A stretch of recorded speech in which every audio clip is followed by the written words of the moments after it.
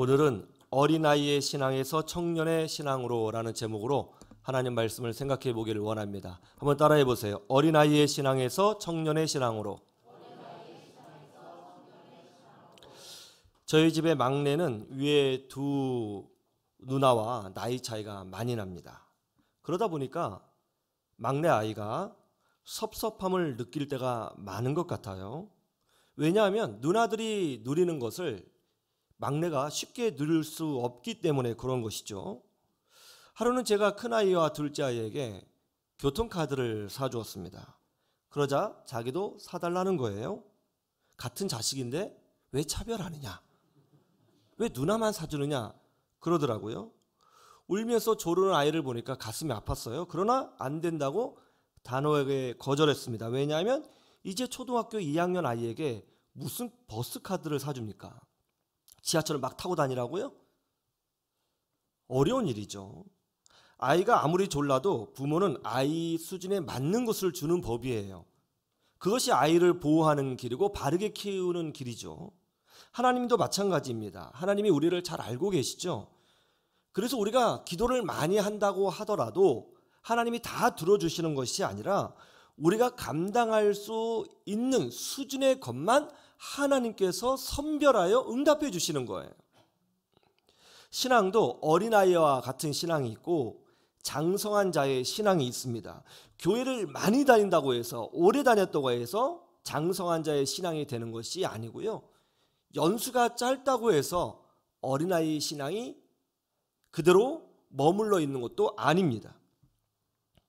그런데 중요한 것은 우리가 다 같은 공간에 앉아서 예배를 드리지만 사람마다 신앙의 격차가 있는 것은 분명합니다.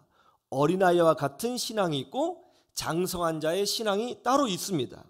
그런데 하나님은 어린아이와 같은 신앙에게는 그 수준에 맞는 것만 채워주시고 장성한 자에게는 더 크고 의미 있는 것들을 채워주시는 것입니다.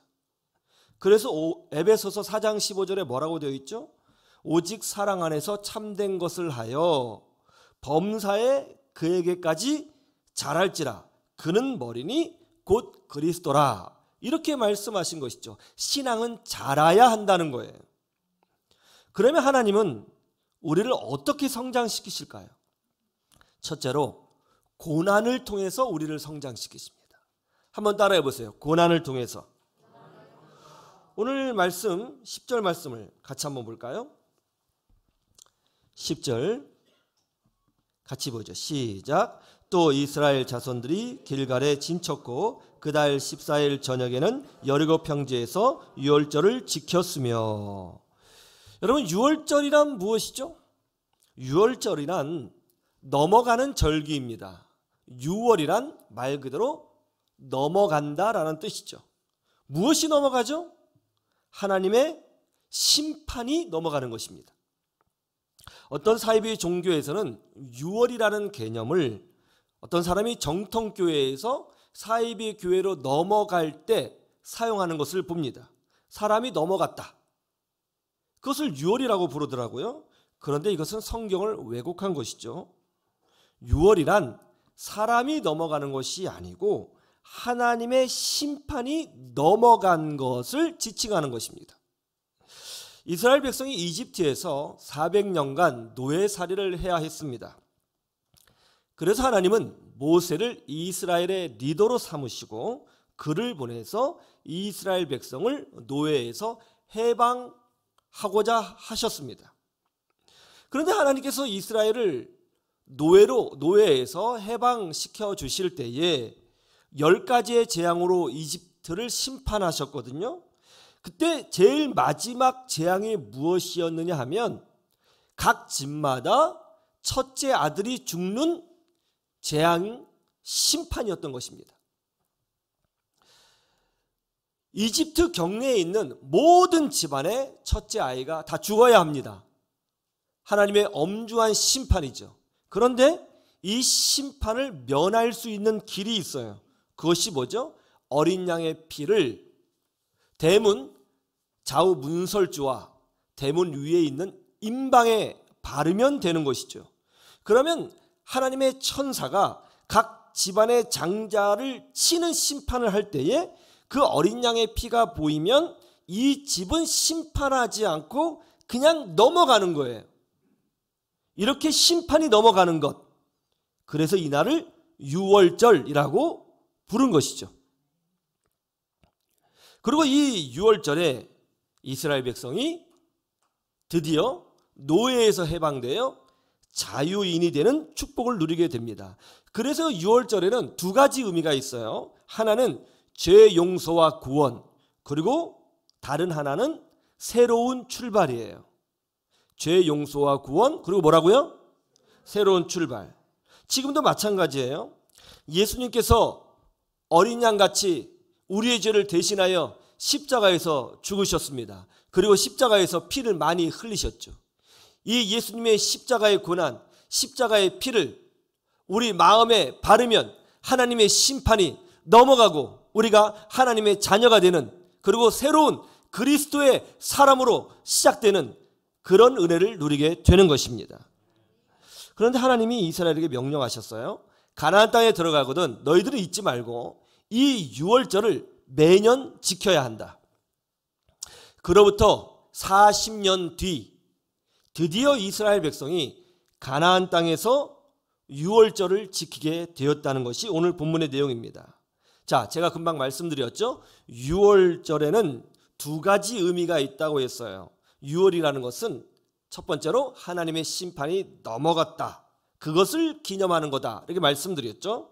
그리고 또 유월절에는 어떤 의미가 있다고 말씀드렸죠? 새로운 시작이 있다고 말씀을 드렸습니다. 이제 이스라엘 백성이 광야가 아닌 가나안 땅에서 첫 번째 유월절을 지킵니다. 40년 동안 유월절을 지키지 못하다가 드디어 40년 만에 유월절을 지켜요. 왜 하나님께서 가나안 땅에 들어가자마자 유월절을 지키라고 명령하셨을까요? 그건 이거죠. 이 유월절을 기점으로 해서 이제 이스라엘 백성이 가나안 땅의 주인으로 새로운 인생을 시작하기 때문에 그런 거예요. 이제 이 유월절은 세상 사람들에게 선포하는 절기인 것입니다. 이스라엘 백성은 더 이상 노예가 아니고 방황하는 자가 아니다. 땅의 주인으로 시작한다. 그런 의미가 있는 것이죠. 그런데 여기도 중요한 것이 있습니다. 원래는 유월절은 매년 지켜야 되는 거예요. 그렇다면 이스라엘 백성은 이집트에서 나오자마자 그 다음에 유월절을 지켰어야 합니다. 그런데 지키지 못했어요. 왜 그렇죠? 하나님이 이스라엘 백성을 광야로 내모셨기 때문에 그런 것이죠. 왜 하나님이 이스라엘 백성을 광야로 내모셨죠? 그 이유는 하나예요. 이스라엘 백성이 불순종했기 때문입니다. 가나안 땅에 들어가라고 했는데 두려워했습니다. 하나님의 능력을 믿지 못했죠. 불순종했어요. 오직 갈렙과 여호수아만 그 땅에 들어가서 그 땅을 차지할 수 있다고 말했지 다른 모든 이스라엘 백성들은 그것을 믿지 못했습니다. 그래서 하나님께서 40년간 이스라엘 백성이 광야에서 떠돌도록 징계를 내리신 거예요. 여기에는 분명한 의미가 있죠. 무슨 의미요? 너희들은 아직 그 땅의 주인이 될 만한 수준이 아니다. 그런 거예요. 그 땅의 주인이 될 만한 수준이 아니다. 어린아이에게 300억 원짜리 빌딩을 맡기는 부모가 있을까요? 이제 유치원생이에요. 내가 보니까 너 굉장히 똑똑하구나. 아빠가 300억짜리 빌딩 줄 테니까 잘 경영해봐. 어떻게 되죠? 큰일 나죠. 납치당합니다. 큰일 나요. 어린아이에게 가나안 땅을 줄 수 없습니다. 그래서 하나님이 광야로 내모신 거예요. 거기서 죽도록 고생했죠. 그런데 그 고난의 40년이 끝난 후에 이스라엘은 가나안 땅에 들어가서 유월절을 지켰다는 거예요. 그리고 하나님은 그 유월절을 기뻐하셨다는 것입니다. 받아주셨다는 것입니다. 이것이 무슨 의미죠? 이런 거죠. 이제 너희들은 가나안 땅의 주인이 될 만한 실력을 갖추었구나. 그런 의미인 것이죠. 하나님이 우리를 어떻게 성장시키실까요? 고난을 통해서 성장시키십니다. 고난 참 쓰죠. 피하고 싶어요. 그런데 고난이 없으면 사람은 변하지 않습니다. 고난이 없으면 사람은 크질 않아요. 고난을 통해서 우리가 더 커집니다. 고난을 통해서 상대방의 아픔을 이해할 줄 알아요. 고난을 통해서 내 인생의 의미를 되돌아보게 됩니다. 그리고 하나님은 고난을 통해서 우리를 더 큰 그릇으로 세워주시는 거죠. 하나님은 어린 요셉에게 꿈을 주셨습니다. 그것은 리더가 되는 약속의 꿈이었습니다. 아버지, 어머니 그리고 형들의 볏집단이 자신의 볏집단 앞에 경비하는 꿈이었어요. 여러분 놀라운 꿈이죠. 이런 꿈은 함부로 말하면 안 됩니다.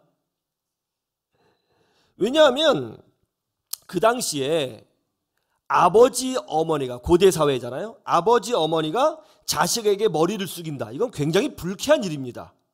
쉽게 용납될 수 있는 일이 아니에요. 그러면 요셉은 그런 꿈을 꿨다고 하더라도 쉽게 그런 말을 하면 안 됩니다. 그런데 어떻게 했어요? 요셉이 동네방네 돌아다니면서 자랑했다는 거예요. 그것 때문에 형들이 화난 겁니다.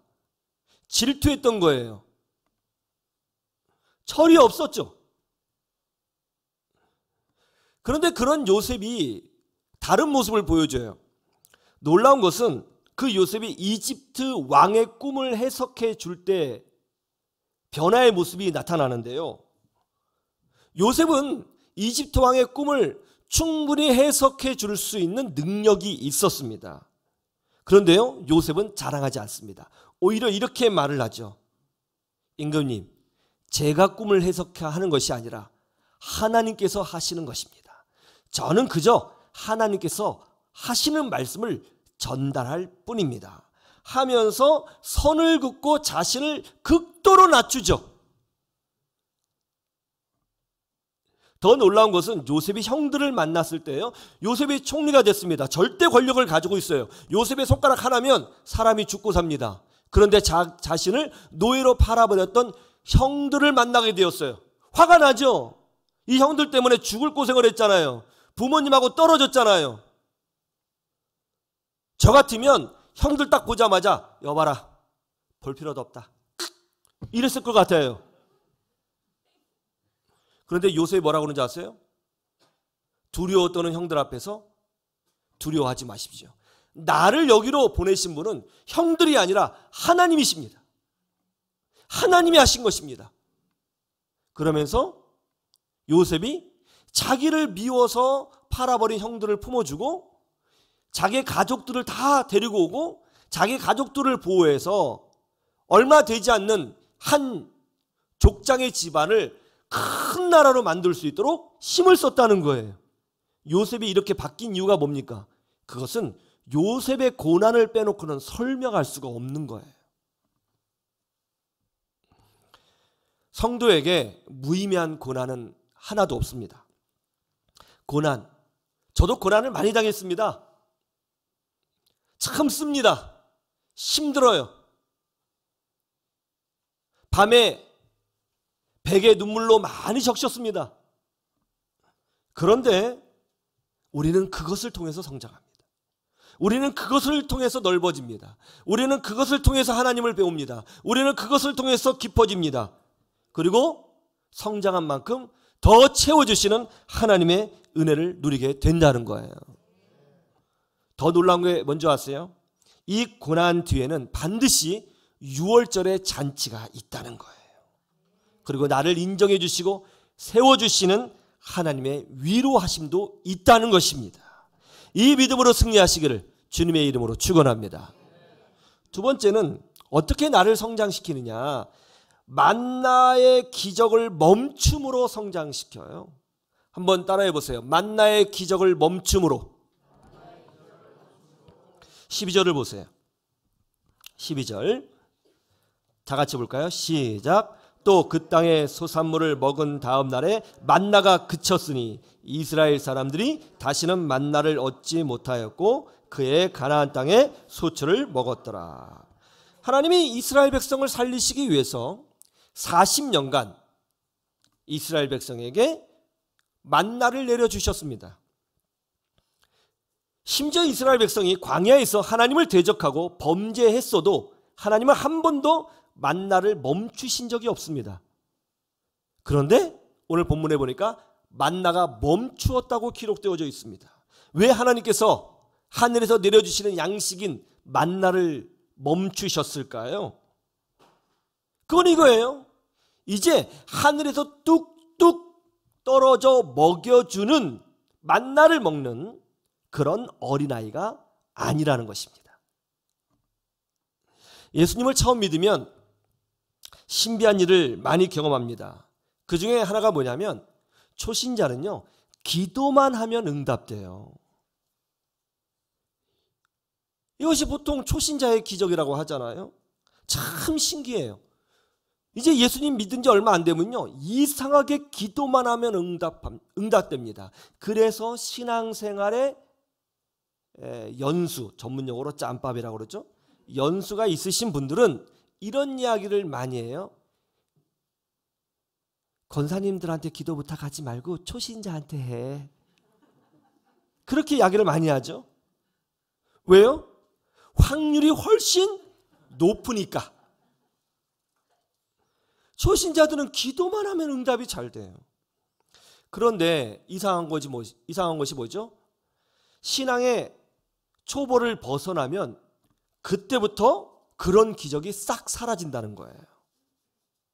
하루는 우리 교회 박경련 집사님이 저를 찾아와서 이렇게 질문했습니다. 목사님, 제가 처음 예수님 믿을 때에는 정말 환상도 보고 신비한 체험도 많이 하고 또 기도만 하면 정말 정확하게 딱딱 하나님이 응답해 주셨는데요, 요즘엔 그런 게 하나도 없어요. 왜 그러죠? 어릴 때에는 음식을 먹을 때 씹을 필요가 없습니다. 그냥 엄마 젖만 빨면 됩니다. 옷을 입을 필요도 없습니다. 엄마가 다 알아서 입혀줍니다. 앙앙 울기만 하면 엄마가 알아서 기저귀 갈아주고 깨끗하게 씻겨줍니다. 이거 정말 놀라운 기적 아니에요? 딱 만나가 떨어지는 기적이잖아요. 씨를 뿌리지 않아도, 농사 짓지 않아도, 물을 대지 않아도 열매가 열려요. 그런데 아이가 자라면 어떻죠? 그때부터 이제 살벌한 교육이 시작됩니다. 엄마 말씀에 순종하는 법을 배워야 해요. 예전에는 가만히 있어도 엄마가 씻겨줬는데 이제는 그렇지 않죠. 양치해라, 세수해라, 손 씻어라, 양말 벗을 때 말지 말고 똑바로 펴서 내놔라, 옷에 더러운 거 묻히지 말아라, 밥 먹을 때 다리 떨지 마. 끊임없이 교육을 받아야 합니다. 숙제 미루지 말아라, 오늘 할 거 꼭 해라, 어른들 보면 인사해야 된다, 용돈 받으면 11조 구별해라, 예배 시간 늦으면 안 된다. 교육을 받아야 하는 것이죠. 부모는 인생에서 반드시 필요한 덕목들을 자녀들에게 요구하고 훈련시킵니다. 그런데 자녀들이 잘 듣지 않습니다. 여기서 갈등이 일어나죠. 그래서 때로는 매를 들고 때로는 사정합니다. 엄마 말 좀 들으라고. 이렇게 요구하는 이유는 부모의 만족을 위해서가 아니라 내 딸, 내 아들이 건강하고 복된 인생을 살도록 하기 위해서 그렇게 하는 거죠. 기도에도 응답이 없습니다. 체험도 사라졌습니다. 신비한 은혜도 없어졌어요. 왜 이런 일이 벌어지는 걸까요? 이제 하나님의 음성을 듣고 순종할 때가 왔기 때문에 그런 거예요. 이제 유아기가 아니라 청소년의 신앙으로 성장할 때인 거죠. 프리미어 축구리그 득점왕인 손흥민 선수, 골프 여제 박세리 선수, 피겨 여왕 김연아 선수, 정말 대단한 분들이죠. 예? 한국인으로 태어나서 세계를 이긴 정말 대단한 운동 선수들입니다. 그런데 이 선수들의 공통점이 있어요. 그 공통점이 뭔지 아세요? 바로 부모가 훈련을 시켰다는 거예요. 부모가 훈련을 아주 혹독하게 시켰다는 것입니다. 그래서 이 선수들을 말할 때는 항상 부모도 같이 언급하게 되어 있어요. 박세리 선수의 부모, 손흥민 선수의 아버지, 김연아 선수의 어머니, 항상 공통점이죠. 그런데 제가 아이를 키워본 경험으로서 느끼는 것이 뭐냐면, 부모도 부모지만 그 혹독한 훈련에 순종한 아이들이 대단하다는 생각이 들어요. 여러분, 애들 키울 때 말 잘 들어요? 잘 안 들어요? 쉬워요? 어려워요? 많은 엄마들이 아이들 교육시키다가 엄마가 변화됩니다. 지쳐나가 떨어지는 거죠. 그래서 우리는 항상 이렇게 말하죠. 와, 고집이 꼭 지혜비 닮아가지고, 지엄마 닮아가지고. 순종하는 거 대단한 거예요. 정말 대단한 거예요. 그렇게 순종의 모습을 보였으니까 그 자리까지 올라갈 수 있었던 것이죠. 만나의 기적을 주실 때가 있습니다. 그리고 멈출 때가 있죠. 그 멈출 때는 주님의 음성을 듣고 순종할 때라는 것을 여러분 아셔야 되는 것입니다. 자라야 할 때입니다. 하나님의 복된 자녀들인 여러분 모두가 이와 같이 되기를 주님의 이름으로 축원합니다. 세 번째, 어떻게 순종시키느냐, 이거죠. 한번 따라해 보세요. 성장한 자는 구하고 찾고 두드리는 신앙이어야 한다. 11절을 보세요.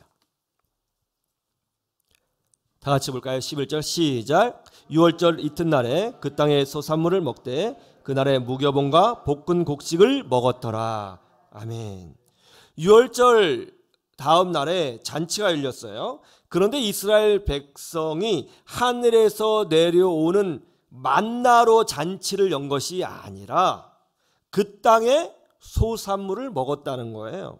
그래서 무교봉도 먹고 볶은 곡식도 먹었다는 것이죠. 도대체 광야에서 이 곡식은 어떻게 구할 수 있었을까요? 땅에 풀 한 포기도 없는 땅에서 이 풍성한 곡식, 250만 명이 먹을 수 있는 이 곡식은 어디서 구한 걸까요?